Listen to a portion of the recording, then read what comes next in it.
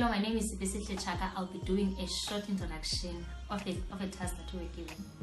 We were given a task to shadow a salesperson in one of the following industries: housing agencies, furniture shops, retailing, and car dealerships at any company of our choice. So basically, what we need to know is a sales career, a characteristics of a salesperson, the daily activities of a salesperson, challenges, training undergone, and experience of a salesperson. We decided to choose furniture shops that is Louis. Louis is now a country's largest furniture chain with over 500 stores. Upon picking Louis' store, we met a gentleman by the name of Namase, who took us through his daily routine and explained to us what is it to be a salesperson.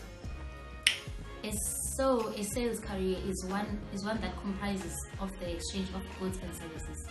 It can take place in a physical environment, or it could be cyber-driven. My name is Siba Pasia, and I will be heading the topic characteristics of a salesperson. First of all, you need to be someone who's positive. More importantly, your attitude.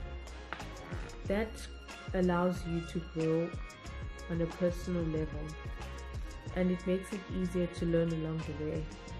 It also shows how much confidence you have in your product. You must be well presented and be interpersonal.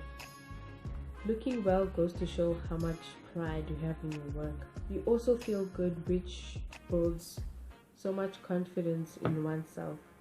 You must be able to communicate with your client. You must ask questions about what they want specifically. Most importantly, you need to know your product. You must present the product features very well, and be able to explain how the client or customer will benefit from the product. This job obviously entails one to deal with a lot of people. Therefore, you need to be versatile. In other words, you need to adjust to the kind of people you will be assisting. You need to adjust to their personalities and what kind of people they are. Another one that's important is that you need to develop a listening skill, because if you do not listen to the customer's need or want, you may end up giving the customers or providing the customer with the wrong product, which is obviously not good for your image or the business's image. Hello, my name is Cynthia Mgari. I am a marketing student at the Cape Peninsula University of Technology.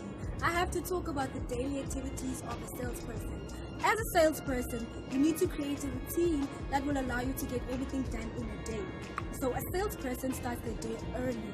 This gives them the much needed energy boost that will help them to face a long day.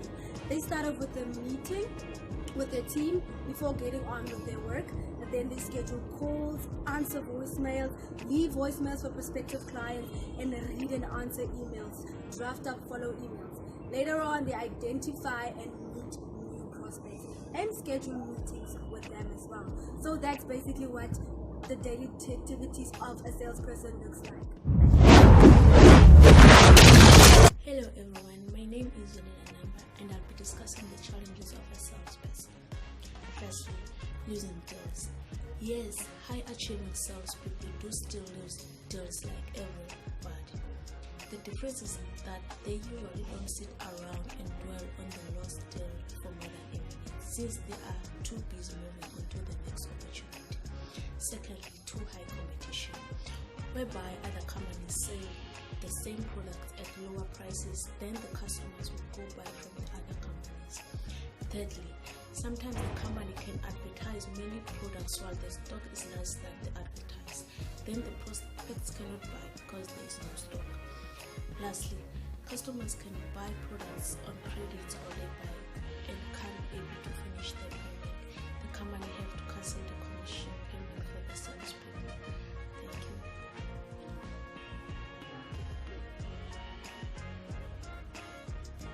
Hello, my name is Nelson Mayongo, and I'll be doing the overlook of our project.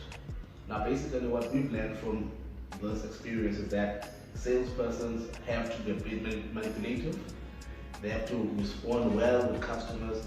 They have to be attentive to what the customer wants and be able to offer alternatives.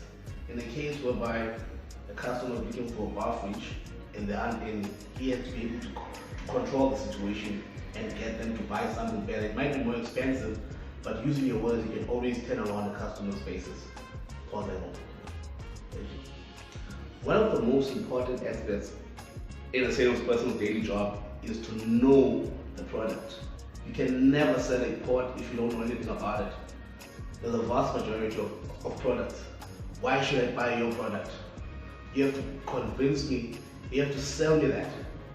That's your job as a salesperson, to make sure that you know the specific, the difference from the hottest one to the coldest one. Alright, just a question now, looking at the different types of personalities a person has, obviously there's people that are introverted, very quiet and to themselves, and there's an extroverted person. What would you say is the most effective personality trait for an effective salesperson in this specific industry? Like in any industry, an extrovert is more well suited, but that does not necessarily mean that an introvert would not work well in this environment. Now obviously, like I said, an extrovert is the best option, but some people would respond better to introverts, as they might be themselves introverts too. And pause the dog.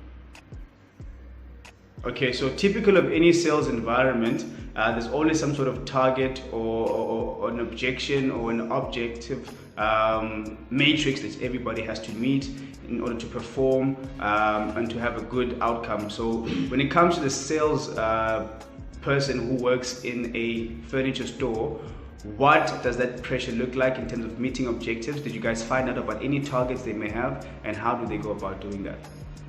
In terms of the same culture, that is very obsolete, because in any sales industry you find that most of the time there has to be a certain amount, a minimum, a bare minimum that you have to make per month to maintain that job. Now that comes with the pressure, because if you do not make that, you're expecting a warning, you're expecting to get fired, and that puts a lot of pressure on your back. With people returning goods to the store, you think that you've made the same, 2 days later the same is back. So it's things like that, they really do put pressure on you, but you need to stay focused, stay ahead of the game, think further. Do not just think about the minimum, but think about the maximum, Alright, so in terms of legal factors and relating to the previous question of the sales target, are there any legal criteria that may prevent a salesperson from meeting their target? Good question, because like I spoke about in my previous point regarding the quotas. Now you find that due to the pressure, people end up making mistakes whereby they go beyond what they're required to do. Some people go behind and beyond, not even looking at the customer's credit background just to make the sales, and that's bad for business. If the sale is undoable, don't do it. Focus on the next guy. Do not stay focused on one guy, because that makes you lose your game. When you lose your game, that's when you lose the game.